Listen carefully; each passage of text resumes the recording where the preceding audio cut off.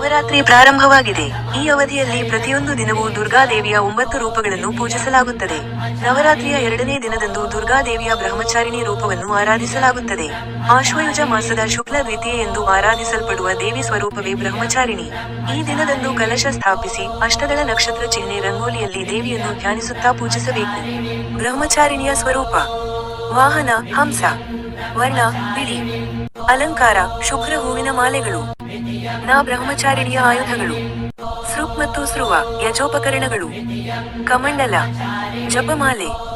ದೇವಿಯ ತಪಸ್ಸು: ಪುರಾಣ ಪ್ರಕಾರ ದೇವಿ ಹಿಮಾಲಯನ ಮಗಳಾಗಿ ಜನಿಸಿ, ಶಿವನನ್ನು ಪತಿಯಾಗಿ ಪಡೆಯಲು ನಾರದ ಮುನಿಗಳ ಮಾರ್ಗದರ್ಶನದಲ್ಲಿ ಗಾಢ ತಪಸ್ಸು ಮಾಡಿದಳು.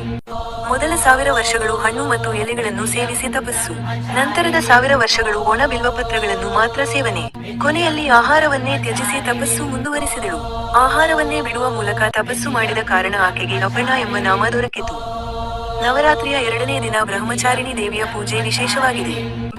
ಈ ಪೂಜೆಯಿಂದ ಭಕ್ತರಿಗೆ ಶಕ್ತಿ, ಧೈರ್ಯ ಮತ್ತು ದೈವಿಕ ಅನುಗ್ರಹ ದೊರೆಯುತ್ತದೆ ಎಂದು ನಂಬಲಾಗಿದೆ.